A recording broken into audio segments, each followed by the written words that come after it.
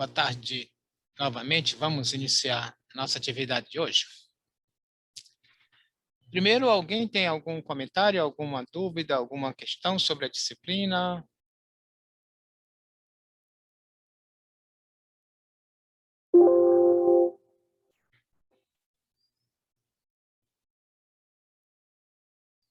Professor, Diga, Pedro. eu só queria saber, assim, como é que vai ser a próxima avaliação, né? Que tá dizendo no Cigar que já é a próxima semana. Isso, é na próxima semana.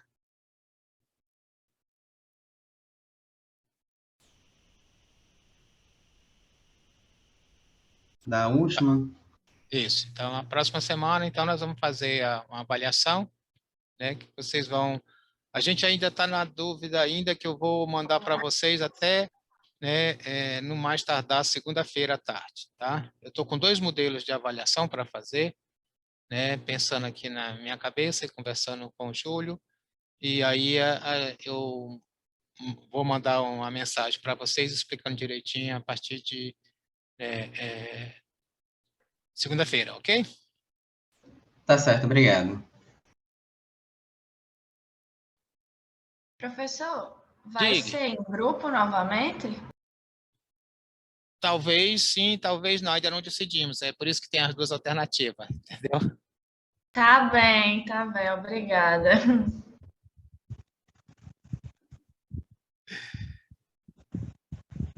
Mas fiquem tranquilos. Tenho complacência dos pobres estudantes. Não se preocupe. Tá, então vamos lá, né? Então, a nossa aula de hoje é sobre cronobiologia humana, né? Então, esta aula, né, ela tem... Estou ouvindo um retorno de um ruído, como se fosse um vento, no microfone. Eu acho que é Luísa.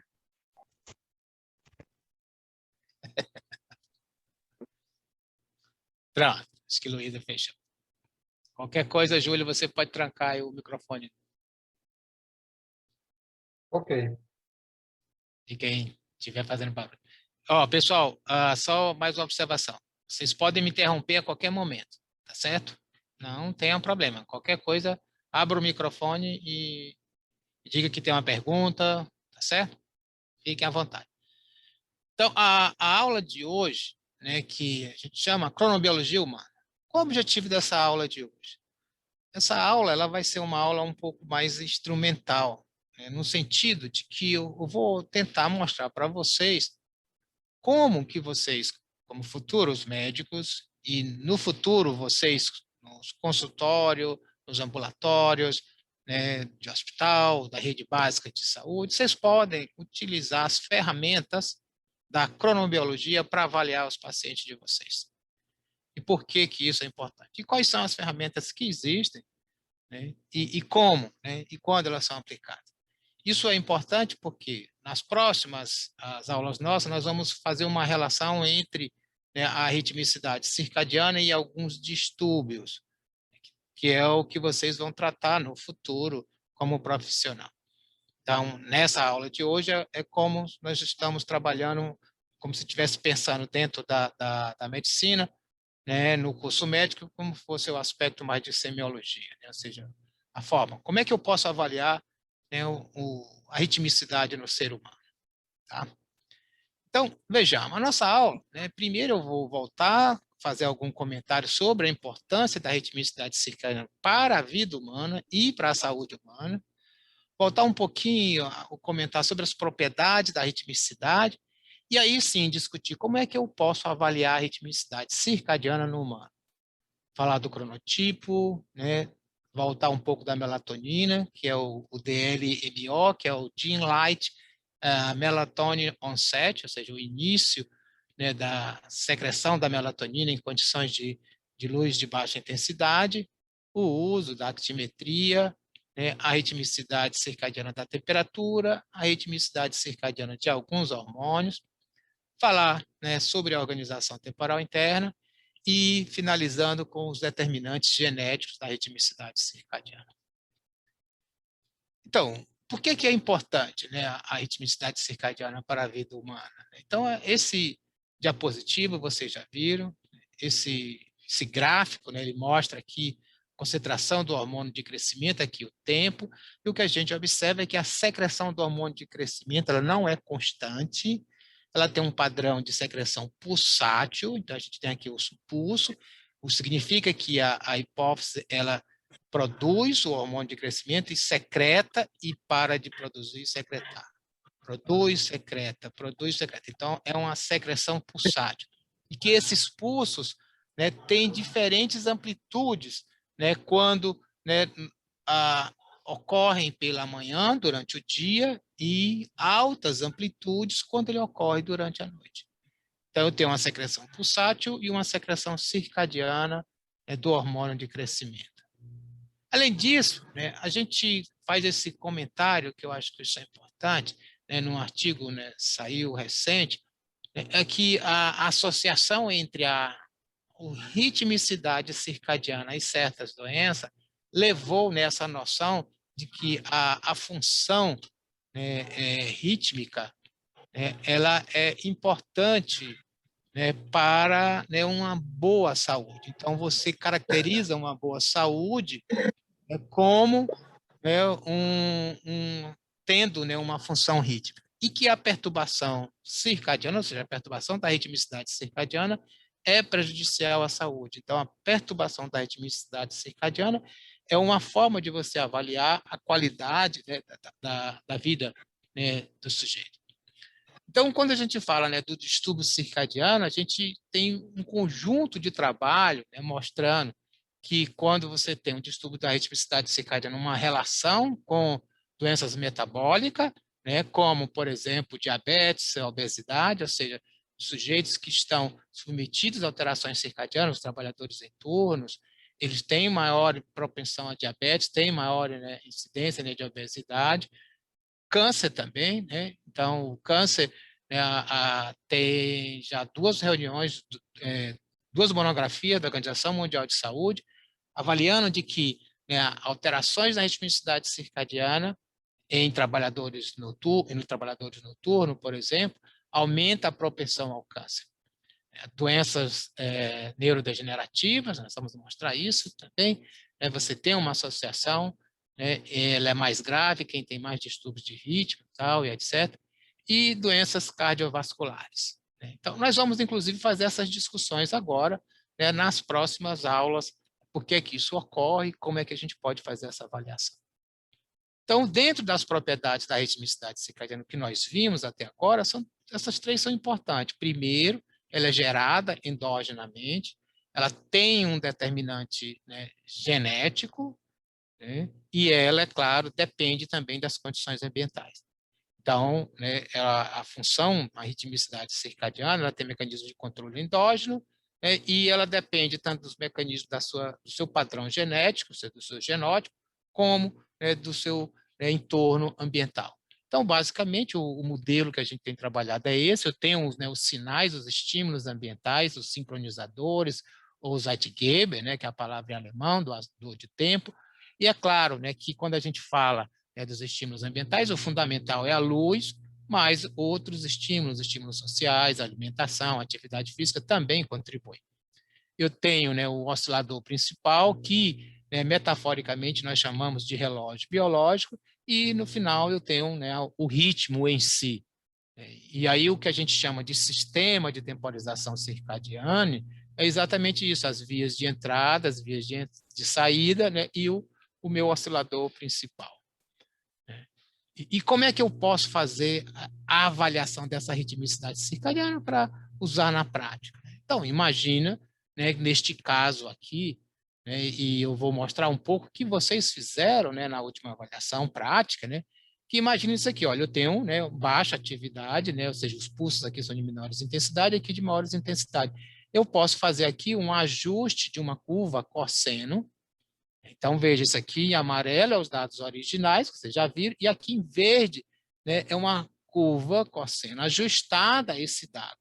Eu não ajusto os dados à curva, eu ajusto a curva aos dados. Então, como eu ajustei essa curva cosseno, eu posso, né, identificar algumas, né, características desse ritmo. O período, que aqui no caso a gente definiu previamente como 24 horas, a amplitude, então a amplitude aqui desse ritmo é 20 nanograma por ml, e a acrofase, que é 22 horas e 45 minutos. Ou seja, a acrofase, né, ficou bem aqui, né, que é muito próximo realmente aonde ocorre, né, o pico máximo da secreção do hormônio de crescimento. Então, isso, né, essa técnica que vocês fizeram lá na prova, que a gente chama, né, cosinol, né? Tá? Então, é uma forma de eu avaliar. Se eu tenho, né, os dados brutos, eu posso, e como vocês viram, tem disponível, inclusive, para fazer isso, né, online. Agora, quando a gente fala de um ritmo, né, a gente está sempre pensando nessas propriedades aqui, ó. Se ele está ajustado, 24 horas, a amplitude, né, do ritmo, né, e a acrofase, que é a fase do ritmo. Aqui no caso, como eu fiz, né, uma avaliação com o cosinol, eu estou falando de acrofase, que é o momento de máximo, a bate-fase é o momento de mínimo, né, e a amplitude. Agora, imagine um ritmo como o ciclo de atividade e repouso. Então, uma forma de a gente avaliar é pelo diário de sono. É um instrumento simples, existem várias formas de diário de sono. Alguns deles você pede, por exemplo, para o paciente simplesmente anotar o horário do início e o horário o horário que ele vai dormir, o horário que ele vai acordar, que ele acorda, né? Então, alguns, né, são mais complexos, pede para que ele anote, né, o horário que ele deitou e o horário que ele estima que acha que pegou no sono, para você, inclusive, determinar a latência do sono.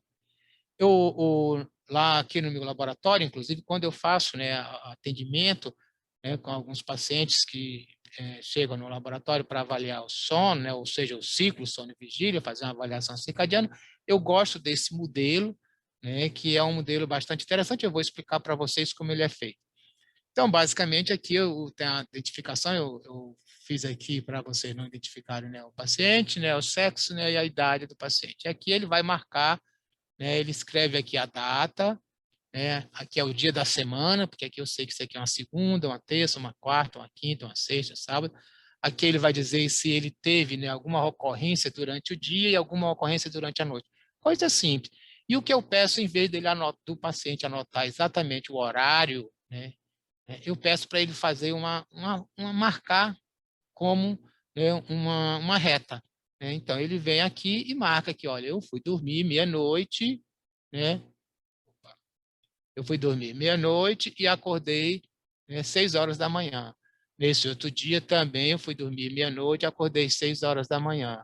Esse dia aqui, meia-noite, 6 horas da manhã.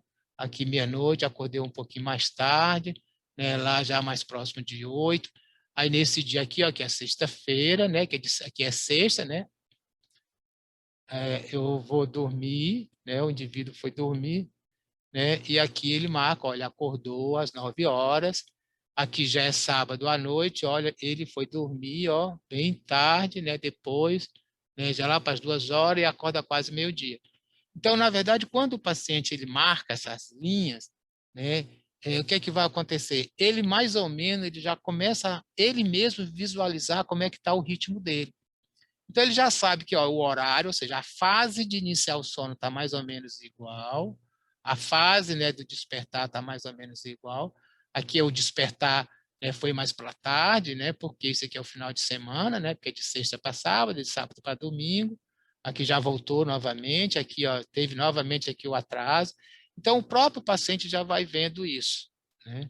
Aqui ele anotou que, por exemplo, aqui ele disse que despertou uma vez à noite, aqui ele disse que despertou 2 vezes à noite, tal, e assim sucessivamente.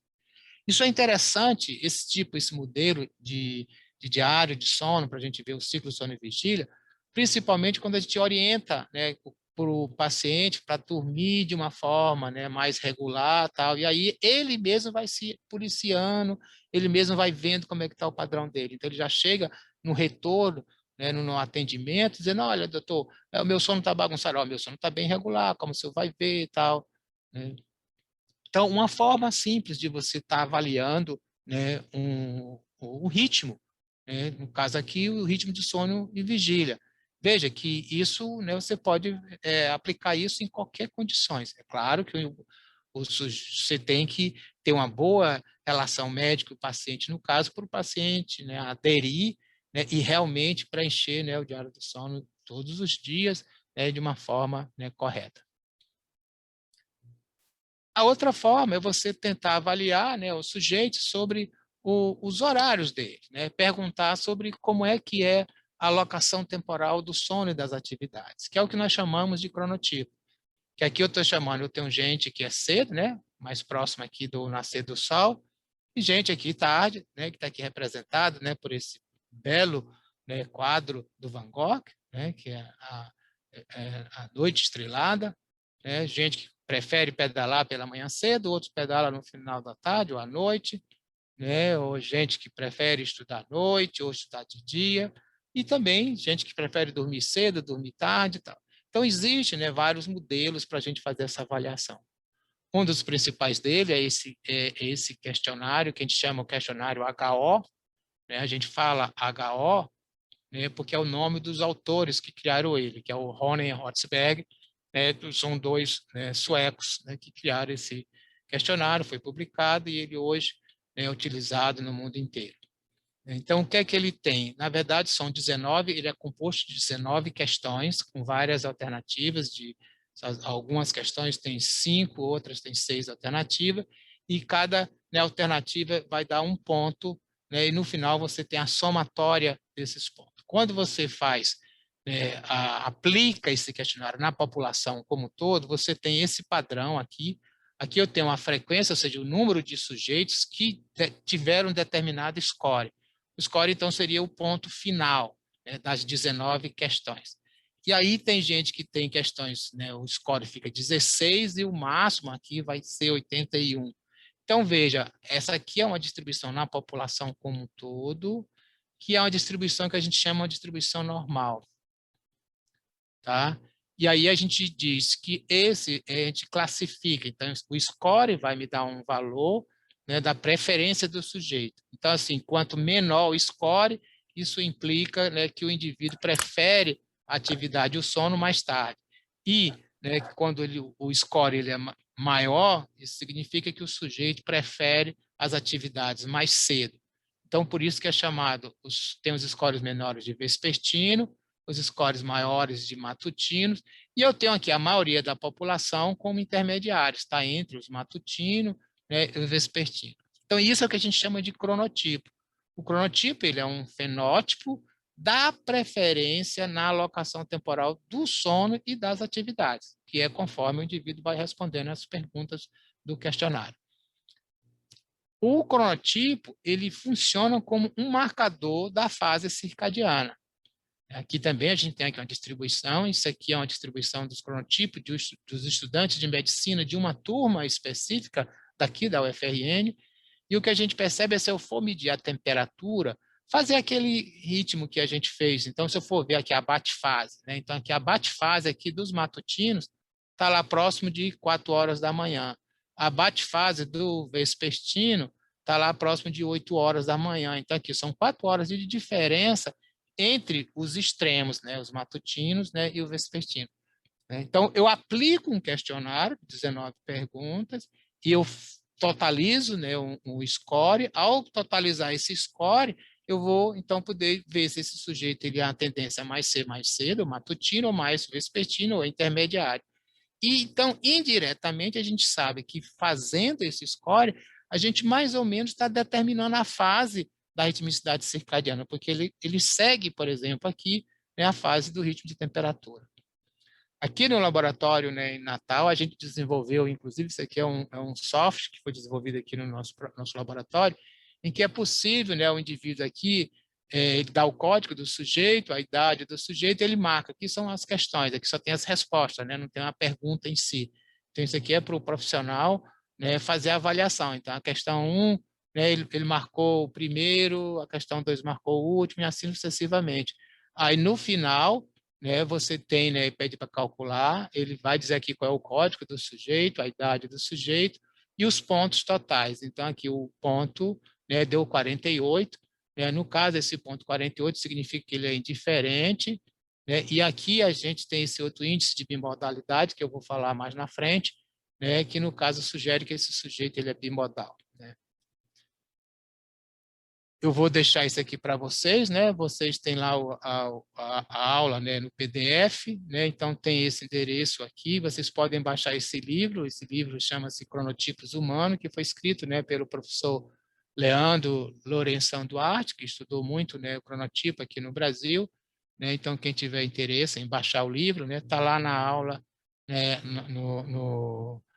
no PDF da aula, vocês podem pegar, né, o link direitinho e baixar o livro, né, que o livro está em e-book, né, e vocês podem baixar gratuitamente. Então, como é que a gente explica, né, o modelo, né, do funcional para o cronotipo? Então, aqui, eu estou sugerindo, neste gráfico, nessa imagem, espero que vocês compreendam. Então, isso aqui é uma imagem, né, de osciladores, né, que cada linha dessa aqui é como se fosse a trajetória, né, de osciladores e de interação entre eles. Então, imagine que aqui eu tenho um conjunto de osciladores. Quem são os osciladores? São os neurônios, né? Então, aqui, imagine que eu tenho um conjunto de neurônios. Aqui eu tenho outro conjunto de neurônios nos núcleos supraquiasmáticos. Esses neurônios estão lá no núcleo supraquiasmático. Sendo que esses neurônios aqui, eles são muito sensíveis à luz. O que significa que quando eu tenho a estimulação da luz, a velocidade, né, de atividade neuronal, ela aumenta. Então, imagina, eu sei que os neurônios, né, ao longo das 24 horas, quando tem luz, ele tem menos atividade, né, ele dispara menos potencial de ação, à noite ele dispara mais potencial de ação. Quando, né, eu tenho um sistema que se eu deixasse, né, os neurônios tudo no escuro, eles continuavam oscilando. Em determinada fase, menor atividade, menor disparo de potenciais de ação, e na outra, maior atividade de potenciais de ação, né? Então, eu teria, assim, né, muita atividade aqui de disparo, aí para de disparar, muita atividade, para de disparar. Isso aqui, né, aproximadamente a cada 24 horas. Então, isso aqui, né, se ele tiver ajustado, ele é 24 horas. Se ele tiver em livre curso, ele é diferente de 24 horas. Quando eu registro neurônios individuais, eu tenho neurônios em que o período dele ele é menor do que 24 horas. E tem outros neurônios em que o período ele é maior do que 24 horas. Esses neurônios que têm um ritmo, né, menor do que 24 horas, eles são mais sensíveis à luz, ou seja, quando eles estão sobre a luz, eles oscilam mais rápido. E esses neurônios que são pouco sensíveis à luz, são mais sensíveis ao escuro, né, quando eles estão no escuro, eles têm uma sensibilidade, eles funcionam com um período maior do que 24 horas. Então, na verdade, no núcleo supraquiasmático, eu tenho esse conjunto de neurônios e eles estão interligados entre si. Então, aqui eu estou mostrando o grau de acoplamento. Então, o que ocorre? Se eu tenho o mesmo nível de neurônios de um lado e do outro e um acoplamento forte, o resultado é que vai ser um cronotipo intermediário. Eu não vou ter nenhuma para uma fase nem para a direita, nem para a esquerda, nem para ser matutino, nem para ser vespertino. Então, é intermediário. Agora, se eu tenho uma predominância desses osciladores, ou seja, desses neurônios, aqui que são os osciladores sensíveis ao escuro, cujo, né, o período ele é maior do que 24 horas, né? Então, aqui o período aqui é maior do que 24 horas, ou seja, o tal é maior do que 24 horas, e eu tenho menos desse lado de cá, então aqui ele está mais claro, porque está dizendo que eu tenho menor intensidade. Então, o resultado é um cronotipo vespertino, porque eu tenho uma predominância desses tipos de neurônio. Isso aí é uma característica, né, genética durante o desenvolvimento. Se eu tenho o inverso, se eu tenho mais neurônio desse lado, ou seja, cujo, né, o período ele é menor do que 24 horas, né, osciladores mais sensíveis à luz, o meu resultado é um cronotipo matutino. Tá? Mas, então, teria esses três tipos de cronotipo, né, o matutino, o vespertino, o intermediário. Então, esse foi o modelo proposto, né, e nós sugerimos, há um tempo atrás, em que eu teria também, né, um outro modelo, que seria o cronotipo bimodal, que além de eu ter essa particularidade da fase, mas a flexibilidade, que eu tenho o mesmo número de potência dos osciladores sensíveis à luz e os osciladores sensíveis ao escuro, porém, o acoplamento entre eles, a interação entre eles é que está reduzida. Se eu tenho um baixo acoplamento, eu posso, em algum momento, ter a predominância desses osciladores. Eu tenho uma tendência a ser matutino, um comportamento mais matutino. Por outro lado, às vezes eu posso ter a predominância desse, aí eu vou ter mais um comportamento, né, vespertino. No geral, quando a gente faz a avaliação desse tipo, né, de sujeito, desse tipo de condição, pelo cronotipo, né, pelo questionário do Ronen e Otzberg, o questionário de preferência do cronotipo, a gente vai ter um valor, né, intermediário, a gente vai classificar como intermediário. Porém, né, esse indivíduo ele não é intermediário, né, ele tem muito aqui, ele tem muito aqui, mas o que ele tem é baixo acoplamento, por isso que a gente chama ele de cronotipo bimodal. Essa foi uma proposição nossa que nós publicamos em 2010. Então, isso aqui é o artigo que saiu na Chronobiology International. Então, que sugeria, né, que um update, né, na classificação, né, do cronotipo. Então, essa proposta nossa está aqui. Então, esse aqui é um resultado. Esse aqui tem os scores do cronotipo, né, feito pelo questionário HO. E aqui é o score, que foi um algoritmo que nós montamos para calcular, né, a flexibilidade, né, desse score. E essa flexibilidade nós chamamos de bimodalidade. Então, aqui, esses sujeitos que estão aqui, olha, nessa situação, eles são, pelo HO, classificados como intermediário, mas eles são intermediários, mas eles são muito flexíveis, eles são bimodais.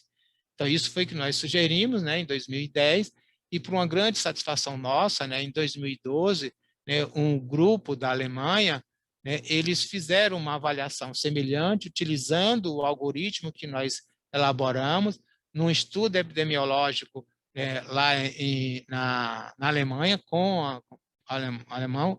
Aqui nós usamos, né, o HO, que é 19 perguntas.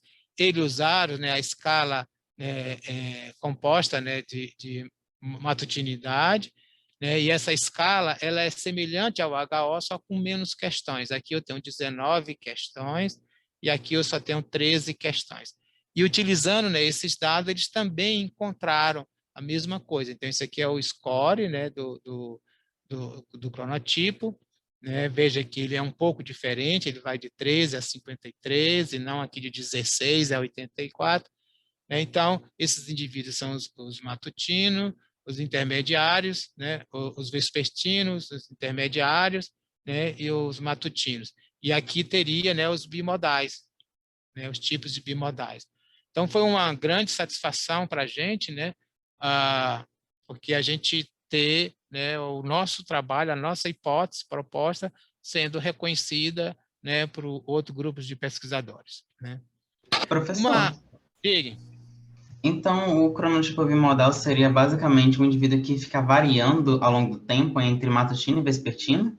Ele pode variar ao longo do tempo, certo? Ele é mais flexível. Então, o intermediário ele é rígido, ele é no meio. O matutino ele é rígido do lado de cá e o vespertino ele é rígido do lado de cá. E eu tenho um que pode ficar oscilando de um lado para o outro. Por que ele oscila? Porque o grau de acoplamento entre os neurônios é fraco. Então, em determinados momentos, são um grupo de neurônios que determina e outros grupos de neurônios que determinam. Então, o que o bimodalidade diz é uma outra dimensão do cronotipo, né? O intermediário, né? O matutino, o vespertino, ele fala sobre a fase. A bimodalidade fala da flexibilidade, né, do cronotipo, certo?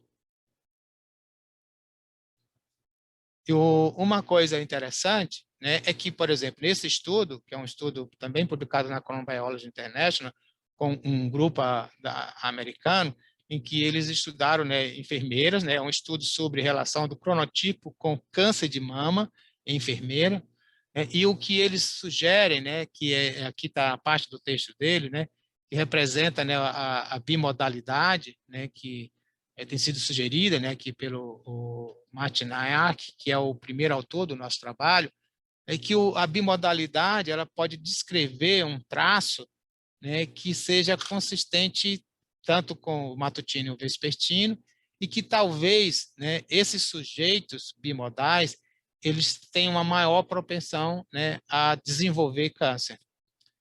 Né? Por que é que eles estão sugerindo isso? Né? A nossa proposição inicial era que os bimodais talvez ter essa flexibilidade ajudasse, mas o que eles estão propondo é que essa flexibilidade, quando ela fica grande, no caso das bimodalidades, você acaba alterando, desorganizando internamente, né, o organismo e permitindo com que você tenha, né, uma perturbação do meio interno, né, do equilíbrio do meio interno, e isso possa gerar, né, formação, por exemplo, de ciclos celulares anômalos e desenvolvimento, né, de tumores.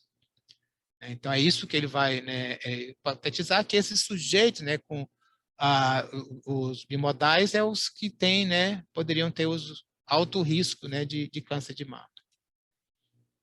Um outro trabalho, né, recente também aqui do próprio, né, o Martignac, né, mas o professor Lousada, eles estudaram, né, os bimodais, né, vendo a qualidade de vida e a qualidade do sono nos bimodais. Por quê? Porque o que se tinha na literatura até recentemente, né, é que eu avalio sempre o matutino, os intermediários, né, e o vespertino. E o que se diz é que os indivíduos, né, vespertinos, né, são os que têm piores qualidades do sono, pior qualidade de vida.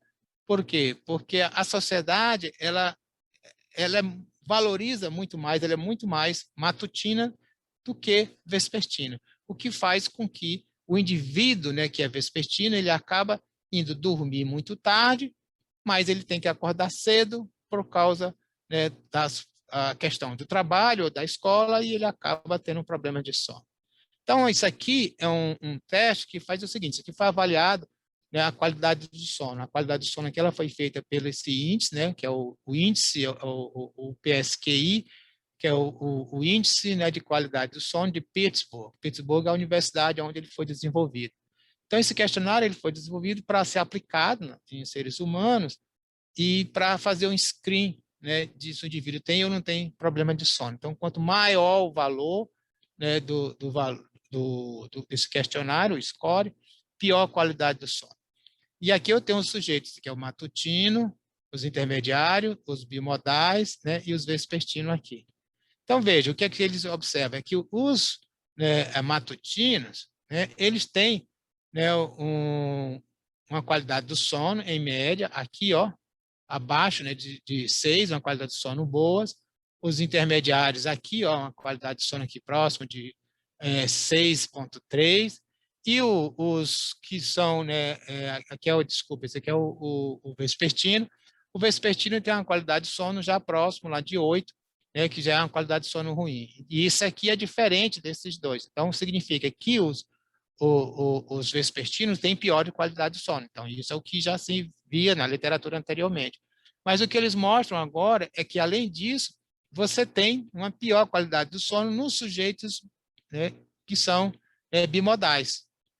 Ou seja, se você também tem muita flexibilidade, você acaba tendo, né, uma qualidade do sono ruim. Além da qualidade do sono, né, eles estudaram a duração do sono durante os dias de semana. Então, isso aqui é a duração do sono, isso aqui é em horas. Então, veja, os sujeitos matutinos, eles tinham uma duração lá entre 6h45 e 7 horas. Né? Os sujeitos intermediários também. Olha, os vespertinos tinham uma duração menor, próximo de 6h30. Mas, olha, os bimodais tinham uma duração do sono menor, né? Entre aqui 6 e 15, né? Próximo de 6 horas. Então, eles dormiam menos durante a semana, né, os bimodais, em relação aos outros conativos. E, além disso, eles estudaram também a qualidade de vida. Né? A qualidade de vida eles estudaram através desse questionário, o SF, né, 36. Novamente, os vespertinos têm melhor qualidade de vida, os indiferentes também boa qualidade de vida, já, né, os vespertinos, uma qualidade de vida pior, e os bimodais mais ainda. Ou seja, sugerindo, né, antigamente não se olhava os bimodais, esses bimodais estavam aqui dentro dos intermediários, mas, na verdade, os bimodais eles são mais prejudicados ainda do que, né, os, né, indivíduos que são vespertinos. Uma outra forma, né, que esse pesquisador aqui, o Theo Horenberg, que é um pesquisador alemão, né, ele desenvolveu uma outra forma de você medir, né, também a fase através de um questionário que foi chamado de cronotipo de Munique. Então, o que o tio Ronenberg propõe é que os sujeitos, né, ele marque, né, mais ou menos aqui o início do sono, tá aqui é o início do sono, e marque, né, o fim do sono. E aí ele vai e calcula o que a gente diz, que é a meia fase do sono. Então, isso aqui, certo? Então, isso aqui é a meia fase do sono. Então, a meia fase do sono, nessa fase aqui, que é os dias de trabalho, e aqui são os dias de final de semana. Poderia aqui também ser os dias de estudo, aqui é o final de semana. Porque durante a semana, o indivíduo dorme mais cedo e acorda para ir ao trabalho ou para ir para a escola. Durante o final de semana, ele tem mais livre. E aí, durante, né, o final de semana, ele vai anotar aqui ó, o início e o fim, e vai também calcular a meia fase, né, do sono durante o final de semana. Então, a gente faz uma avaliação dessas meia fases. Então, a meia fase do sono, a gente faz essa correção, a meia fase do sono se torna uma fase da ritmo circadiano. Veja que o questionário HO ele está relacionado com a preferência do sujeito. Aqui não, aqui é só a meia fase do sono. A grande vantagem do cronotipo também de Munique, ele tem que você pode calcular uma outra variável que a gente chama de jet lag social, que é a diferença entre a meia fase do sono durante a semana e durante o final de semana. Ou seja, se eu tenho essa diferença, ela for maior, isso implica que o indivíduo está tendo, né, uma privação durante a semana e tenta, né, dormir mais durante a semana. Professor, Diga. o cálculo da meia fase do sono é uma soma de todos os dias e faz uma média? Não, não. Você pede para Tipo o assim, sujeito, quando você aplica o questionário, você pede para o sujeito extrapolar qual é a média já do início do sono durante a semana. Então, vamos dizer que eu fosse aplicar agora com você. Eu perguntaria, né? A pergunta seria, em média, durante a semana, durante os dias de aula, qual é o horário que você dorme? Em média. Aí você vai me dizer, certo? Então, qual é o horário que você dorme? Em média, durante a semana? meia-noite. Meia-noite. Em média, durante a semana, qual é o horário que você acorda? Por volta de 7h30, 7 Por horas. 7h30, né? Então, assim, de meia-noite às 7h30, né? Então, seria exatamente 3, né, e 45, né? Seria a sua meia fase do sono, durante a semana, certo? Aí eu iria perguntar a você, né? Em média, no final de semana, que hora você vai dormir? 1h30, mais ou menos. 1h30. Então, você já deu uma defasagem de 1h30. Que hora você acorda, em média, no final de semana? 8 horas, 8h30. 8 horas, 8h30. Então, veja, você mudou mais ou menos só 1 hora, né? Então, durante, né, a semana, foi 3 horas e 45 minutos. Durante o final de semana, né, vai ser lá 4 horas e 15 minutos aproximadamente. E aí eu faço uma média desses dois. Então, é a média, né, do seu, certo? Ok, Então, obrigada. o seu score seria mais ou menos 4 horas, tá? Então, aí imagine, aí esse aqui, olha, esse aqui, né, eu já mostrei esse gráfico para vocês lá quando eu falei da ontogênese. Então, esse aqui é o cronotipo, que aqui eu tenho o valor da meia fase do sono, certo? Isso aqui é a idade do sujeito. Então, veja, eu tenho pessoas, por exemplo, no seu caso, deu aqui, ó, deu 4, né?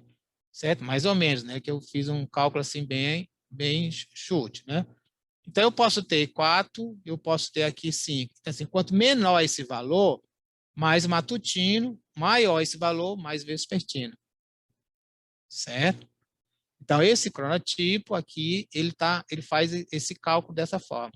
E aí, uma das coisas que ele faz também, que ele chama de jet lag social, que é a diferença entre a meia fase do sono durante a semana e no final de semana.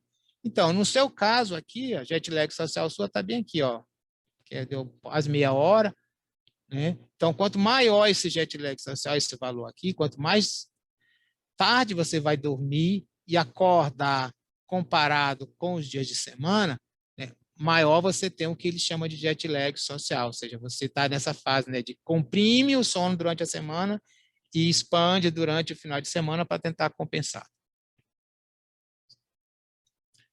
Então, veja, a gente viu duas formas, né, de eu calcular a fase do ritmo circadiano, com o cronotipo HO, com o cronotipo de Munique, e uma outra forma, que é o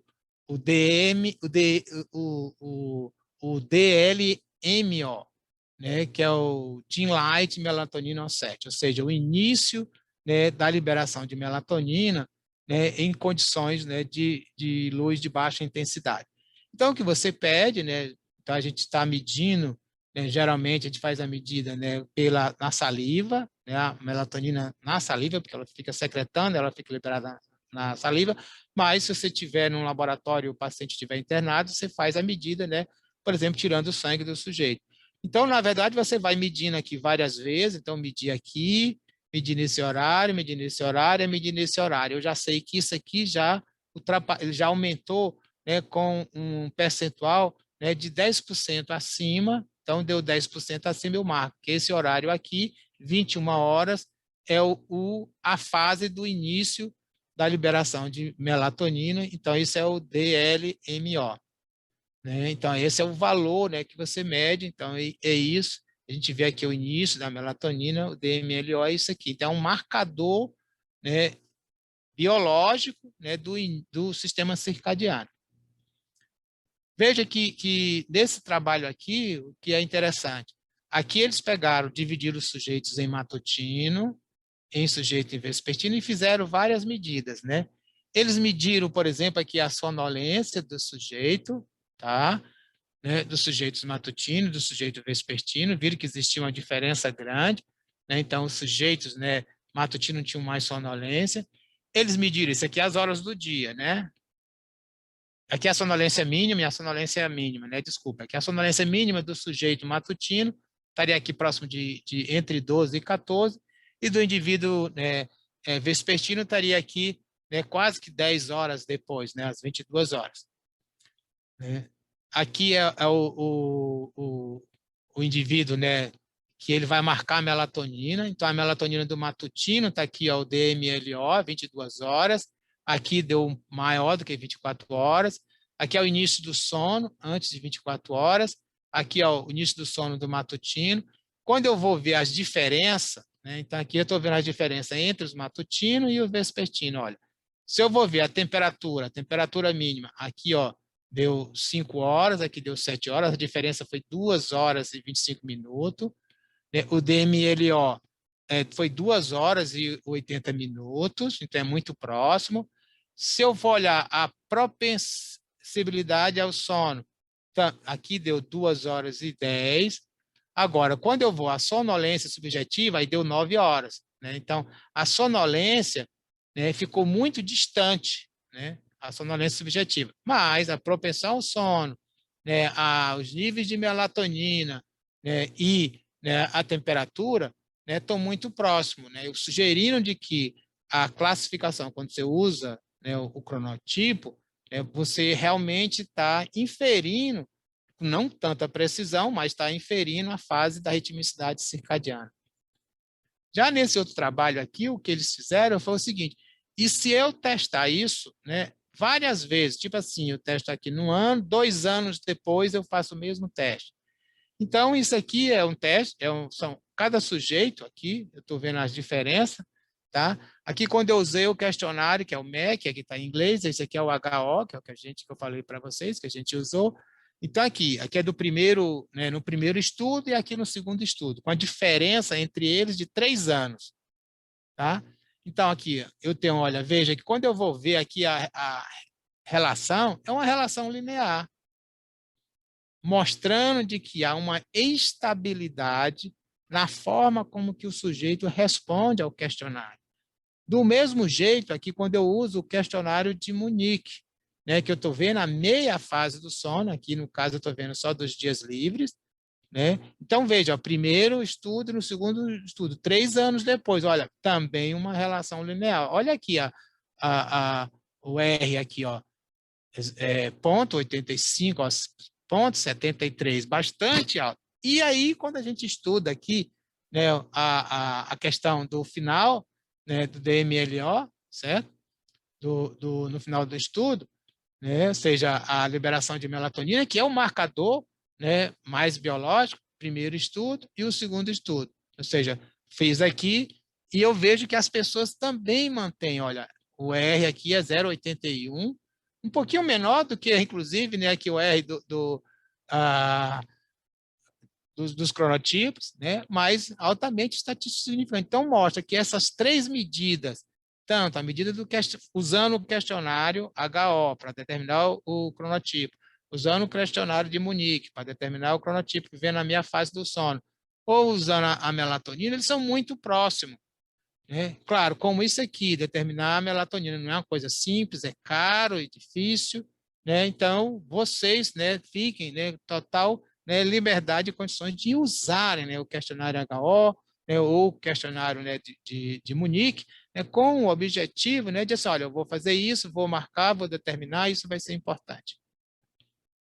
É claro que quando a gente vai comparar... Professor, esse valor de R indica o quê? Esse valor de R, né, é o quanto que os dados, né, eles podem ser representados aqui, né, por uma linha linear, certo? Ou seja, que eles, toda vez, os dados que eu tinha no primeiro estudo são semelhantes ao dado que eu tenho no segundo estudo, certo? Então, assim, quando ele é 1, é como se eu tivesse, todos os dados tivessem aqui bem no meio, certo? Ele seria 1. Tá? Ele seria 0 se fosse assim, se os dados, a linha fosse desse jeito aqui, assim, né, uma horizontal. Quando ela tem essa inclinação de 41%, se todos os dados tivessem a inclinação de 41%, de 45%, seria exatamente, né, 1. Então, 85 significa que uma linha reta, linear, né, no intervalo entre os dois, né, é quase que 85% das vezes eles são iguais. Né? Tá lá, eu consigo explicar isso, né, com uma aproximação muito grande. Então, mostra que o que você mediu há 3 anos atrás e mediu agora, eles são muito próximos. Né? A diferença é muito pequena. E que, estatisticamente, significa que eu posso explicar esse fenômeno, né, como se ele não mudasse ao longo de 3 anos. Certo? Isso sugere o quê? Sugere que esses valores do cronotipo, ele representam muita coisa do sujeito endógeno, biologicamente, geneticamente. Mas é claro que tem uma parte que influencia também a parte, né, cultural, né, social, tal, e etc. Também ao longo da vida isso pode mudar. Esses dados foi durante a diferença de 3 anos, né, de uma fase de adulto. Né? Então, o que a gente tem é o seguinte, quando eu uso aqui esse diagrama, né, ele mostra, aqui eu tenho, né, o matutino vespertino pelo HO, aqui o Munique, pela minha fase do sono, então isso aqui é o Munique, e aqui, né, é o Dim Light melatonina onset, certo? E o que a gente vê é o seguinte, é claro que esse aqui, ele é mais sensível, ele é biologicamente mais sensível. Esse aqui ele é um pouco mais sensível do que o HO, mas todos os três têm uma validade, certo? Inclusive uma validade para você avaliar clinicamente. Uma outra forma de avaliar também a ritmicidade, né, que aí já não é mais usando o questionário, né, é usando aquilo que nós chamamos de actímetro. Então, esse aqui eu tenho um actímetro, isso é um aparelho, e esse aqui é o resultado, né, de um actímetro. Cada linha dessa aqui é a atividade, né, do sujeito, você pode registrar por muito longo. Né? Então, aqui você avalia, né, utilizando a actigrafia, né, você pode avaliar o quanto que esse sujeito, né, ele está rítmico ou não. Certo? O que, na verdade, esse aqui é um outro actímetro, esse é o actímetro que a gente usa hoje no laboratório, o que ele faz é medir, né, o movimento aqui do pulso, e que esse movimento, a gente tem aqui baixo movimento, aqui aumenta, baixo movimento, aumenta, mas veja que aqui durante a noite também tem uns pequenos movimentos. Né? Esse aqui é um equipamento que a gente usa, esse é um equipamento produzido no Brasil, né? Esse é nacional, esse aqui anterior também, ele foi produzido no Brasil, mas ele não é mais comercializado. A gente também tem deles no laboratório, aqui em Natal. Aqui também ele é possível esse sensor aqui, essa coisa branca, é um sensor de luz. Então, aqui ele registrou a exposição à luz do sujeito, né? Aqui a gente detecta a luz branca, a luz verde, luz azul, pode ter luz de diferentes cores, né? Isso aqui é a exposição da luz ao longo, né, de um dia, né, de 24 horas. Então, esse aqui o indivíduo dormiu bem à noite, ó, sem luminosidade. Aqui é a luz durante o dia, que a nossa luz aqui é muito intensa. E esse aqui é a luz noturna. Veja que ainda à noite, né, que ele devia estar com a luz lá embaixo, mas ainda mantém luz de exposição, porque ele está fazendo atividade e tal, ou estudando. Tal. Uma coisa importante é que esses dados aqui, ó, de atividade e repouso, a gente pode traduzir eles, em azul está em dado, ou a fase do sono. Então, aqui, olha, eu digo que aqui eu tive um sono, aqui eu estou sono aqui embaixo, tá? Aqui atividade, sono, e assim sucessivamente. Então, eu consigo, né, fazer o registro, né, indireto de quando o indivíduo está acordado, está dormindo, acordado, está dormindo.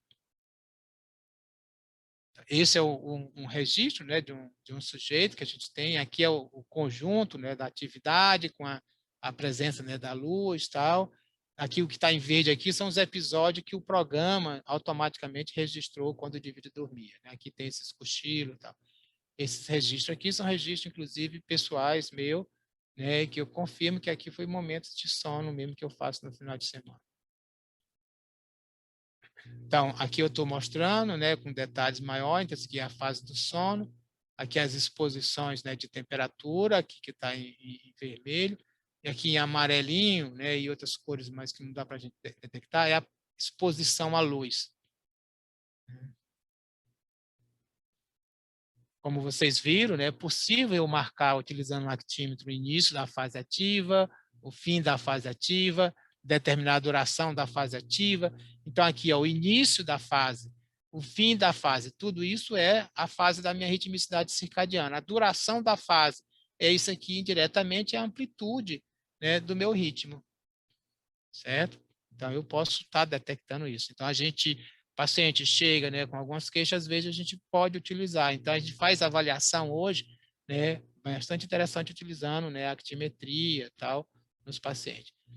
Além disso, né, o uso da actimetria permite a gente utilizar algumas características importantes, que são variáveis que nós chamamos variáveis não paramétricas, que é M10 e L5.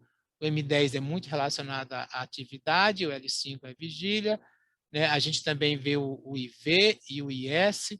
O IV é a fragmentação, o quanto o ritmo está fragmentado, e o IS é a estabilidade, né? Enquanto o indivíduo mantém o ritmo. Veja, isso aqui, por exemplo, né, é um dado, né, utilizando essas análises não paramétricas, de pacientes que têm Alzheimer. Então, isso aqui é um estudo, né, em colaboração, né, aqui do laboratório aqui em Natal com um grupo da Espanha que, na verdade, eles fizeram uma avaliação durante 3 anos, né, de pacientes que já têm diagnóstico de Alzheimer, eles já têm marcadores biológicos nesses pacientes, né? Então, o que ocorre? Eles também colocaram os actímetros nesses pacientes e nós fizemos a avaliação da actimetria. Então, neste paciente aqui, o que é que eu tenho?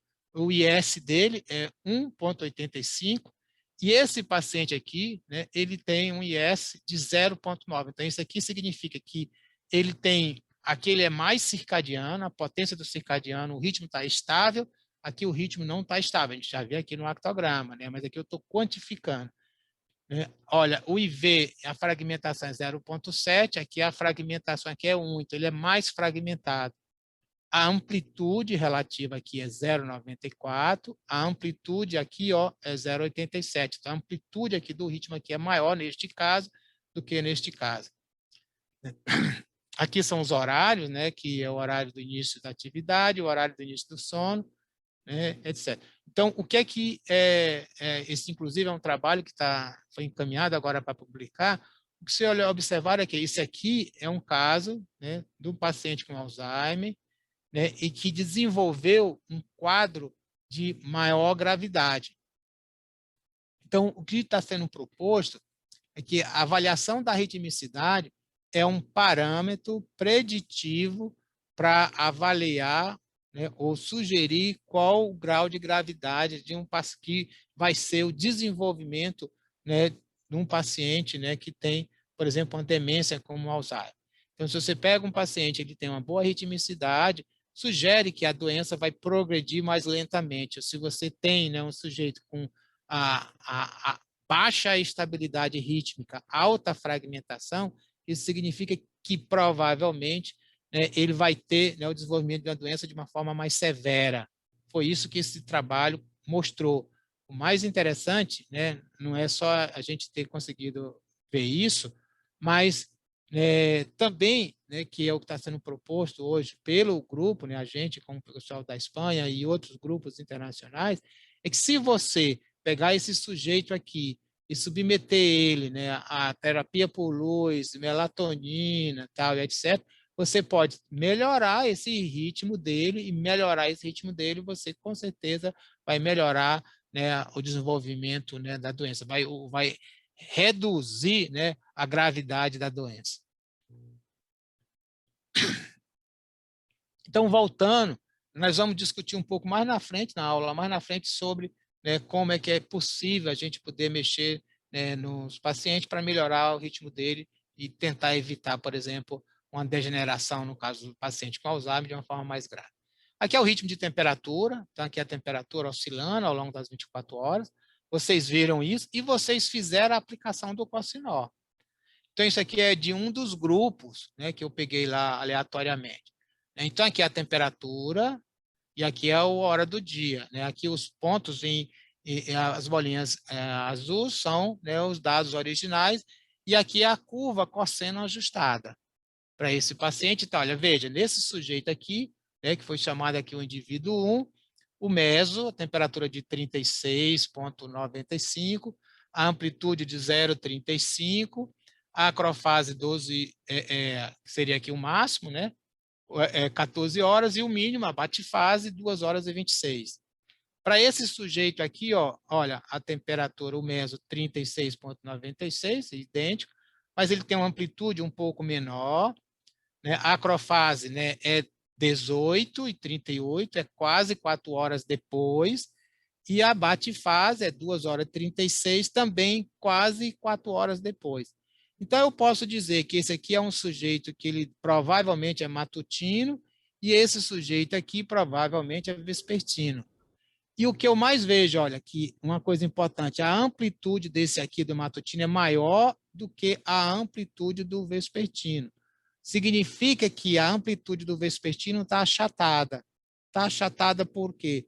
Porque provavelmente, né, esse, né, indivíduo vespertino ele não está tendo um bom sono, né, não está com um ritmo tão ajustado como está o vespertino.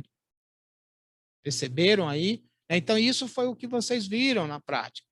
Então, imagine que essa é a informação que a gente pode ter e pode estar avaliando, né, no meu paciente, né? E também a gente teve, vocês também fizeram a avaliação da frequência cardíaca, analisando lá pelo Cocinor. Então, esse aqui é um dos dias, né? Então, esse aqui é o sujeito, a frequência cardíaca, que é o tempo. Também, novamente, as bolinhas azuis são os dados reais, e aqui a curva cosseno ajustada. Então, neste caso aqui, ó, o meso, né, que ou seja, valor médio, 75, a amplitude de 10, aqui a acrofase às 16, a batefase 4 horas da manhã. Veja que aqui, olha, a batefase e a acrofase da frequência cardíaca para esse paciente, sujeito aqui, ele está intermediário aqui entre os dois, né? Aqui, mas é muito próximo, né, da temperatura, né? Agora, nesse outro dia aqui, olha, o que é que a gente viu? Né, que o meso ele é um pouco mais elevado, a amplitude baixíssima, que a amplitude era de 10, aqui a amplitude está de 1,7. A acrofase tem, mas basicamente esse ritmo aqui não deu significante. Isso aqui é frequência cardíaca. Está anunciando para vocês por que esse aqui não deu ritmo, né? Ele não deu ritmo. Ah, será que esse paciente aqui tem um problema de ritmo? Não. Na verdade, esse aqui é um sujeito só. Esse aqui era o dia 14, aqui era o dia 15, o dia 13 era semelhante ao dia 15. Então, na verdade, isso aqui é um dado pessoal meu, certo? Então, isso aqui é um dado de registro de frequência cardíaca minha. O que eu explico para vocês é que aqui, ó, nesse horário aqui, de 5, né, até lá as próximos, né, de 9 horas, veja como é que está a frequência cardíaca lá em cima. Por quê? Porque isso aqui foi exatamente um dia em que eu fiz, né, uma pedalada com um amigo, passei mais ou menos 2 horas e meia pedalando, pedalei quase que 40 quilômetros, certo? E aí a minha frequência cardíaca foi lá para cima. Então, na verdade, o que acontece aqui é o que a gente chama de mascaramento. Ou seja, a atividade física que eu fiz aumentou a frequência cardíaca no momento em que ela devia estar baixa. Por isso que eu não consigo ver um ritmo. Certo? Então, por isso a frequência cardíaca aqui está elevada, porque eu estava em atividade física. Né? Então, por isso que ele ficou lá em cima. Né? Os parâmetros foram lá para cima. Então, não é que aqui eu tenho um problema em ritmo, é porque teve um mascaramento. Por isso que a gente não pode só olhar os dados, tem que olhar os dados também e saber, né, a história, né, do sujeito. Certo? Então, vocês entenderam, né, que lá na prática, para vocês, era exatamente para vocês medir que a acrofase e batefase é horário, né, e amplitude meso é conforme, né, a variável. Então, aqui no caso é batimentos por minutos, aqui é hora e minutos. Aqui é grau Celsius, né, porque a variável, né, a temperatura é em grau Celsius. Veja, aqui eu tenho, né, também, ó, frequência cardíaca, né, e temperatura corporal. Isso aqui não é dados nossos, é dados, né, de temperatura. Então, maior frequência cardíaca durante o dia, à noite a frequência cai lá embaixo, maior temperatura durante o dia, à noite cai. Isso aqui o indivíduo está acordado, dormindo. Se eu fico privado de sono uma noite, veja, a minha frequência cardíaca também cai durante a fase noturna, embora aqui eu esteja em vigília. A minha temperatura também cai. Né? É claro que ela cai com a intensidade menor. Se eu for ver aqui, ó, a amplitude aqui, ela é muito maior do que a amplitude aqui, ó. Do mesmo jeito que a gente vê aqui, a amplitude da variação da frequência cardíaca, ela é menor, né, quando eu fico privado de sono, mas mesmo assim o ritmo ocorre. Aqui é o mesmo resultado, desculpa. E aí a melatonina, né, o DIN 7 da melatonina aqui, né, você pode usar esse marcador, aqui a temperatura corporal, você pode usar esse marcador, e também aqui ó, o cortisol. Né? Os três, né, ritmos, né, são formas, marcadores biológicos que a gente pode utilizar. Então, vamos, né, olhar, por exemplo, né, os hormônios, a ritmicidade circadiana dos hormônios, né, como eles estão importantes. E aqui, primeiro, nós vamos ver o cortisol. Então, se eu olho, aqui são os níveis de cortisol, aqui eu estou olhando, né, os valores da minha curva ajustada, isso aqui são valores, né, reais, tá? Está aqui o mínimo, né, a batefase, que é a mesma coisa de nadir, a acrofase, está aqui, então a acrofase está aqui nesse horário, né, entre 7 e 9 horas, em média ela está aqui 8 horas e 36, o valor médio, olha, veja, o valor médio está aqui, não me diz muita coisa, mas olha, tem essa amplitude de variação. Então eu tenho, olha, o cortisol está aqui, ó, é nesse horário. Então, durante o dia, eles têm essas alterações aqui, que são as fisiológicas, são respostas, por exemplo, aqui, alimentação, almoço, jantar, e aqui, quando a gente acorda, ele aumenta muito. Mas eu sei que o máximo de cortisol é aqui. Então, veja, se eu tenho um indivíduo que tem um processo inflamatório bastante intenso, no caso, por exemplo, o indivíduo que tem lúpus, né, ou ele tem uma artrite reumatoide, e aí eu preciso, né, vou usar dexametasona, que não é nada mais, né, do que isso aqui sintético. Então, se eu vou usar dexametasona, eu vou fazer isso, a gente chamava inclusive de pulsoterapia, eu vou usar uma alta dose aqui, nesse horário aqui pela manhã cedo. E não fracionar essa dose ao longo do dia, porque senão eu vou manter os níveis elevados aqui nesta fase. E aqui eu vou provocar mais efeitos colaterais. Então, eu uso pela manhã, né, o dexametasona, por exemplo, como, né, um anti-inflamatório, né, porque, né, eu estou respeitando o ritmo fisiológico. Então, aqui a gente vê, né, toda essa sequência da produção aqui do cortisol, né, e é claro que toda essa produção ela vai ser rítmica, né, e quem vai controlar isso aqui, né, vai ser exatamente aqui, ó, núcleo supraquiasmático. que vai, né, ter o controle aqui inicial e vai gerar com que essa secreção do cortisol seja rítmica. Aqui, olha, eu tenho uma condição bastante interessante, né? Aqui nessa linha, né, que a gente está em azul, é o cortisol, né, mostrando a ritmicidade circadiana na condição constante, tá? Então, está aqui o cortisol, bonitinho, ok? Mais durante o dia, cai, parará, parará, tá? Aqui é o cortisol, né, quando eu tenho aqui uma deficiência, ó. Ok? Tá? Então, está aqui o cortisol deficiente, lá embaixo. Eu preciso repor, né? E aí, ó, se eu fizer aqui ó, o hidrocortisona, né, 2 vezes ao dia, né, olha como é que eu fico aqui o ritmo. Né? Aumentou exageradamente aqui, aumentou aqui, e aqui já caiu. Né? Aqui, ó, do mesmo jeito, no segundo dia aumentou. Então, veja, aqui eu estou dando aqui um medicamento, né, numa fase, né, aumentando aqui, que, claro, aqui coincide quando eu tenho um aumento. Mas aqui, se eu der à noite, né, o nível do cortisol devia estar diminuindo. E aí eu estou elevando, então eu não estou respeitando aqui a fase fisiológica. Certo? Porque eu deveria concentrar a dosagem, né, cortisol exógeno aqui, para realmente tentar, né, fazer uma simulação mais do ritmo.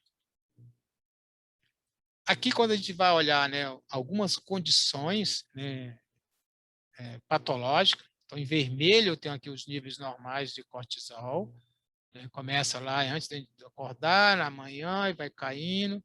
E aqui é o indivíduo que ele tem uma hipersecreção.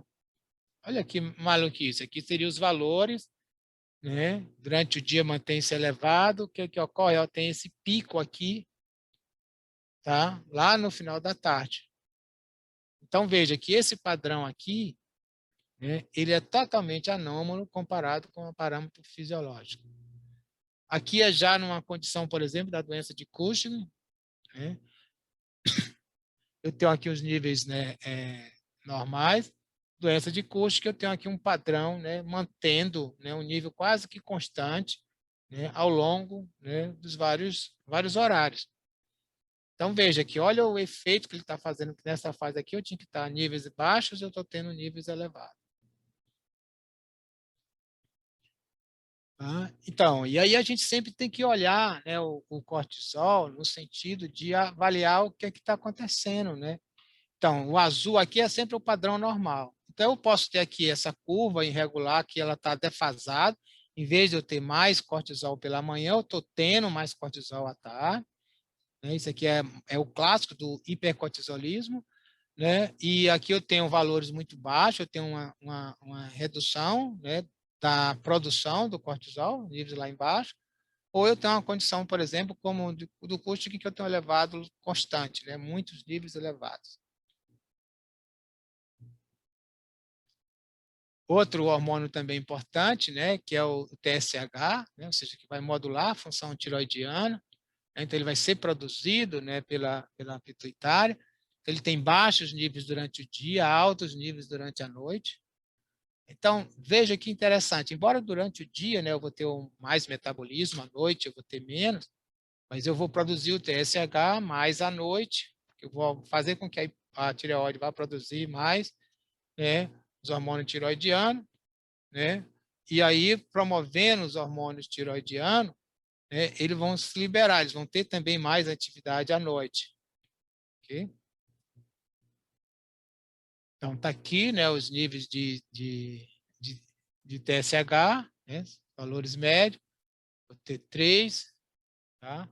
Isso aqui é os níveis, né, de T4, eles vão ficando, né, mais ou menos, né, um pouco mais constante, mas eu tenho mais o pico aqui de T3 aqui. A outra coisa interessante é que a gente tem aqui uma coincidência bastante quando eu olho, por exemplo, os níveis de leptina, nível de TSH, né? Veja, tem baixos níveis durante o dia, altos níveis durante a noite. Né? Isso aqui sugere um processo de regulação metabólica acoplado um no outro. Né? É claro, o TSH também, né, por estar lá estimulando a produção dos hormônios tiroidianos, vai aumentar o metabolismo. Se eu tenho muita leptina, o aumento da leptina vai produzir um aumento do metabolismo, né? Porque se eu tenho muita leptina, está implicando que eu tenho muita gordura, os adipócitos tão grandes, com muito depósito de gordura. Então, isso faz com que eles produzam, né, mais leptina para a leptina estimular o consumo da gordura. Então, as duas coisas estão acopladas entre si. Então, quando a gente olha, né, esse processo, né, o que a gente tem? Né? Temos aqui a ordem temporal interna, né, que é isso que eu queria chamar a organização temporal interna. Né? Isso que eu queria chamar a atenção de vocês. Então, eu tenho lá, né, aqui no ambiente, o claro escuro, a melatonina, tudo isso, né, via, né, o núcleo supraquiasmático, diretamente eu via, né, a melatonina, eu vou regular, né, por exemplo, aqui estaria o nível de melatonina, cortisol, hormônio de crescimento, né? Tudo isso vai interagir, né, com os fatores periféricos, função cardiovascular, função endócrina, função imune e tal, e etc. Então, na verdade, a gente tem uma temporização do organismo, e a quebra dessa temporização, né, é uma quebra do meio interno, né, desequilibra, né, o meio interno.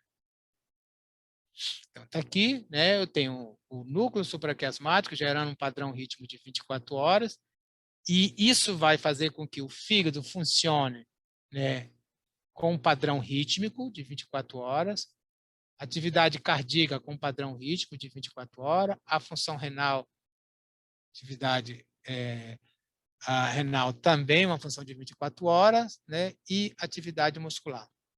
Recentemente, aqui eu vou chamar a atenção do rim, eu vou falar isso mais na frente, mas eu vou comentar para vocês, é que, por exemplo, quando eu tenho uma disfunção renal, né, eu chego numa condição que eu preciso, né, fazer diálise. Né? E se eu faço a diálise do paciente durante o dia e do paciente durante a noite, a diálise, né, porque assim, eu faço a diálise, não faço todo dia, eu faço a diálise tantos e tantos dias, dependendo da condição do paciente. Se eu faço a diálise à noite, o intervalo entre uma diálise e outra, ele aumenta, ele é maior. Né? Por quê? Porque, na verdade, tem alguma coisa que parece que explicar que a função renal, né, ela, inclusive, ela é diferente quando eu comparo durante o dia e durante a noite, mas quando eu faço a diálise, o indivíduo já não tem a função renal, se eu faço à noite, eu consigo distanciar, né, essas sessões de diálise. Isso é melhor para o paciente, né, menos custo para o sistema e etc. Agora, menos custo quando eu falo, né, que eu vou ter menos diálise. Mas o problema é que fazer a diálise à noite, eu incluo um custo pessoal, que é o funcionário, né, o técnico, né, o gasto energético e tal. Tudo isso gera um custo elevado também para o sistema que, né, quando você vai, né, fazer uma avaliação, né, você acaba vendo que não há uma compensação, embora para o paciente tenha uma compensação.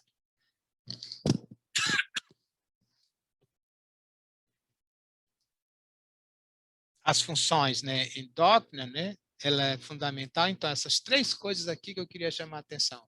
Olha, o ACTH, a função renal, principalmente aqui pelo, né, o hormônio de crescimento, eu tenho as duas coisas, cortisol, todos, né, sobre o controle, né, da ritmicidade circadiana. E isso aqui é fundamental para a manutenção do equilíbrio do meio interno. E a quebra, né, disso, né, vai, claro, né, levar, né, uma perturbação e pode gerar vários distúrbios, desde distúrbios metabólicos, distúrbios cardiovasculares, né, inclusive, né, podendo gerar até a formação de tumores. E aí tem uma coisa fundamental, né, que quem vai organizar isso tudo é o núcleo supraquiasmático, mas indiretamente via melatonina. Por isso que é importante a gente estar olhando, né, a função da melatonina. Então, veja, qual é a questão que eu posso fazer com o meu paciente para avaliar cronobiologicamente? Né, ver as condições do sujeito, ver a idade, ver tudo isso, é claro que em todas a gente está sempre olhando. Ver se ele não tem nenhum motivo para ter baixos níveis de melatonina. Mas eu posso usar um questionário, né, como o HO, para ver o cronotipo dele, para ver como é a fase, por isso que está aquilo o outro.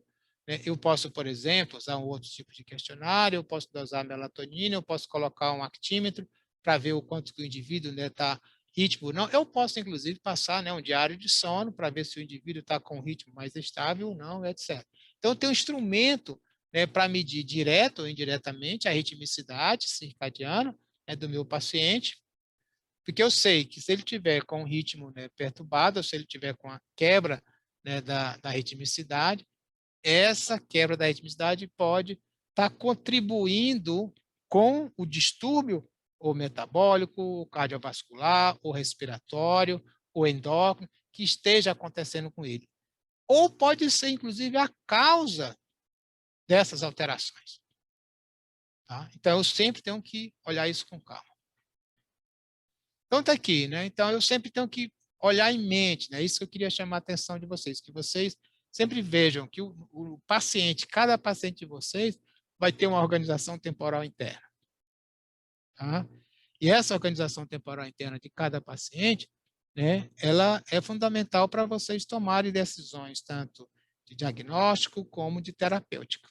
Tá? Essa que nós vamos ver nas próximas aulas, né, que a gente vai ter agora na parte final do nosso curso. E para a gente finalizar, né, uma coisa que eu queria chamar a atenção de vocês, né, é que a parte da ritmicidade circadiana ela é determinada geneticamente. Então, isso aqui é um modelo, né, de como, né, é gerado a ritmicidade circadiana com a presença da ativação de diversos, né, genes. Então, esse aqui está no citoplasma, aqui está dentro do núcleo. Então, eu tenho, olha, veja, eu tenho esses dois, né, genes aqui, né, o clock, o BMAL. Esses genes aqui, eles são importantes, porque o que eles vão fazer? Eles vão, né, ativar, né, por exemplo, a expressão desse gene. Aqui o clock, né, o BMAL, eles vão ativar, por exemplo, a transcrição aqui desses outros genes, CRY e PER. O CRY e PER, quando eles, né, são ativados e formam, né, os seus RNA, né, eles vão para o citoplasma. No citoplasma, eles vão formar dímero. E quando eles formam dímero, ó, eles entram para dentro do núcleo novamente. E aí, dentro do núcleo novamente, eles vão fazer o quê? Uma inibição, né, do clock do BMAL. Então, aí o clock do BMAL não mais ativam eles, não tem mais isso. Deixa de ativar, volta a ativar novamente. Isso aqui gera 24 horas. E o que eu quero chamar a atenção é que essas proteínas, clock, BMAL, PRE, CRY, né, aqui o R-box, o HOR-A, todas as proteínas, né, que eu estou falando dos genes das proteínas também, então, elas têm uma função da ritmicidade circadiana, mas não só têm uma função da ritmicidade, elas participam da regulação de outras funções biológicas, como, por exemplo, inclusive, a divisão celular. Né? Então, essas expressões gênicas que a gente viu, né, elas estão no núcleo supraquiasmático, mas elas estão também nos tecidos periféricos. Certo? Então, quando eu tenho aqui a sincronização do ritmo circadiano no núcleo supraquiasmático, eu estou tendo toda uma orquestração gênica de expressão de RNA, de proteína, fazendo com que aquelas células funcionem com um padrão, claro, de 24 horas. E isso, né, os núcleos supraquiasmáticos, como um maestro, organiza todos, né, os outros músculos, que são os outros osciladores periféricos, né, para que o organismo funcione com uma organização temporal interna. E por isso, né, quando eu tenho qualquer alteração, né, isso vai fazer, né, uma resposta fisiológica, né, quando eu vou olhar essas funções. O sono, a vigília, a temperatura corporal, pressão arterial, os níveis de glicose, frequência cardíaca, hormônio, né, o controle homeostático, metabolismo, humor, comportamento, tudo isso são funções que têm uma regularidade, são funções circadianas. Então, quando isso aqui está tudo perfeito, eu tenho uma organização temporal interna. Porém, quando eu tenho alguma coisa que aqui altera o ritmo, e essa alteração do ritmo pode ser por perda do sinal fótico, por perda do sinal não fótico, alimentação, temperatura, etc. Né? Os times sociais também funcionam. isso vai gerar o que a gente chama, né, de quebra, né, ou uma disrupção da homeostase circadiana, e isso pode gerar um conjunto de doenças. Doenças do sono, doenças metabólicas, câncer, doenças cardiovasculares e outras. Então, o que a gente vai ver nas nossas próximas aulas vai ser como é que isso aqui ocorre. Então, próxima sexta a gente vai ter nossa avaliação, mas depois nós vamos ter uma aula que vai ser os distúrbios do sono relacionados à ritmicidade circadiana, metabolismo, câncer e alterações cardiovasculares. Tá? Nós vamos ver tudo isso. Aqui são as expressões dos diversos genes relacionados à ritmicidade circadiana, o PMALM, o CLOCK, o PER1, o CRY1 e os outros, em diversos tecidos, né? Tecido adiposo marrom, né? Tecido adiposo branco, desculpe, tecido adiposo marrom, fígado, né? E músculo. E alguns genes eles têm um padrão semelhante, né? Outros eles já têm uns padrões que já não têm tanta coincidência. Aqui também são diversos tecidos e diversas outras moléculas, né? Por exemplo, aqui é uma molécula, né, a UCP1. A UCP1 é um complexo, né, proteico que está relacionado com o metabolismo. Ela tem, por exemplo, inclusive aqui no tecido adiposo, né, nos adipócitos, por exemplo, ela é ativada, que vai produzir aquilo que eu chamo gastroenergético sem geração de calor, né, quando eu tenho uma ativação, por exemplo, da UCP1. Também tem todas uma expressão rítmica. Já aqui, né, o que a gente tem nesse trabalho é uma demonstração seguinte. Eu tenho, né, um conjunto de várias moléculas, né, várias proteínas, e essas proteínas, né, elas antes foram, né, um RNA e um DNA. Né? Então, tem uma ativação do gene.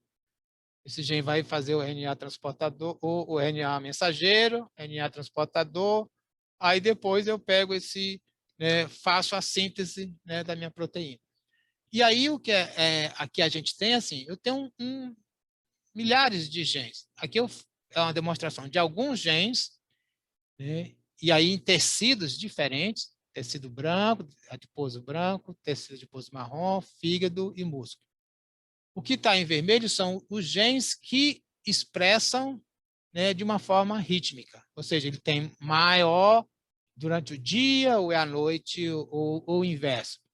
Aqui são os não rítmicos, certo? Não rítmico significa que eles se expressam mais ou menos da mesma quantidade, tanto durante o dia como à noite. E aqui é que esse gene não se expressa neste tecido específico. Então, todo esse conjunto de genes aqui, eles se expressam no tecido adiposo branco, né? Aqui 19, né, se expressam aqui no tecido adiposo branco. 23, né, de uma forma rítmica. 23 não se expressa. E 7, né, não se expressa de jeito nenhum no tecido adiposo branco. Desse conjunto de genes aqui que foram analisados. Aqui, no caso do tecido adiposo marrom, 10 não se expressa, 18 de uma forma rítmica, 21, né, de uma forma, né, não rítmica. No fígado, 20 se expressam de uma forma rítmica, né, 8 não se expressam de jeito nenhum, são esses aqui, e 21, né, que se expressam de uma forma não rítmica. Já no músculo, é o que tem menos genes que se expressam de uma forma rítmica. Aqui, 30 se expressam de uma forma não rítmica. E 12 dos genes analisados não se expressam, né, aqui no tecido muscular. Então, veja que há uma diferença, né? Ou seja, que alguns genes se expressam ritmicamente e outros não. E cada tecido tem a sua propriedade. Né? Mas é importante a gente estar olhando, porque o entendimento disso vai permitir, por exemplo, eu fazer a minha intervenção terapêutica se esses genes estão envolvidos. Então, se esses genes estão envolvidos e se eles estão envolvidos numa determinada doença, e, no caso, eu tenho, né, a relação da doença, e se eles se expressam mais durante o dia ou mais durante a noite, é claro que o meu tratamento vai ser diferenciado. Aqui é a mesma coisa, né? Só que aqui eu estou falando, né, de funções. Né? Aqui eu tenho uma função, né, o o VO2, né, o VCO2, né, a atividade do sujeito e a alimentação. E aqui as expressões, né, de genes, né? Aqui no caso do PER1 e 2, né? Aqui no caso, né, eu não tenho, né, então PER1 e 2, desculpa, está aqui, né? E aqui eu tenho, olha, a alimentação está sendo à noite e a alimentação está sendo dia, né? Então, veja, aqui, quando eu faço alimentação à noite, a minha capacidade de volume, ela meio que perde a ritmicidade. Enquanto com a alimentação durante o dia, olha, eu fico mais rítmico. Aqui é o VCO2, né? Do mesmo jeito, ele está invertido, olha. Eu tenho maior volume de VCO2 aqui durante a noite, né? E aqui eu tenho durante o dia, né? Então, o VCO2, ele acompanha muito a alimentação. Aqui é a atividade, né? Então, aqui eu aumentei a atividade à noite, porque eu estou botando alimentação durante o dia, né? E aqui é a alimentação, né? A alimentação aqui é só à noite, aqui é a alimentação só durante o dia. Então, veja, se eu faço a alimentação no horário, né, incorreto, né, eu mexo na fisiologia. Né? Por quê? Porque, na verdade, se eu faço alimentação agora, eu estou mexendo no metabolismo, eu estou mexendo, inclusive, na minha capacidade de responder nos meus tecidos periféricos. Tá? Então, eu não só tenho que pensar que eu tenho um ritmo, e o ritmo precisa estar sincronizado com claro e escuro, mas com outros parâmetros importantes, como, por exemplo, a alimentação, como a gente está mostrando aqui nessa figura. Então, está aqui, né? Então, o que a gente está falando que eu tenho, em síntese, né? A luz detectada pelo aqui, o núcleo supraquiasmático, pela retina, núcleo supraquiasmático, vai liberar a melatonina vai ter várias ações, né? Ela, inclusive, vai ser importante aqui para a sincronização mãe-feto, né? Os níveis de corticóide também vão ser circadiano, e, é claro, eu vou ter aqui o que eu vou chamar, né, do ritmo circadiano do relógio central, núcleo supraquiasmático, para os osciladores periféricos, que são, né, as células hepáticas, cardíacas, né, renais, musculares, tais, etc. E, para a gente finalizar, né, eu queria chamar a atenção que também, além disso tudo, nós temos que levar em conta os efeitos, né, culturais. Isso aqui é a representação do mapa mundi. Essa figura, né, é a figura 1612 deste livro, né, o Circadian Physiology. Essa aqui é a segunda edição, essa aqui é a terceira edição dele, né, do Circadian Physiology, do Roberto Reffinetti.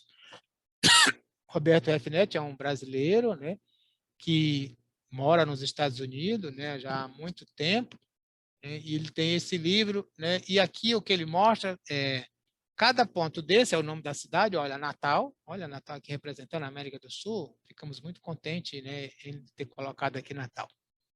Então aqui ele está colocando o início do sono e a duração do sono.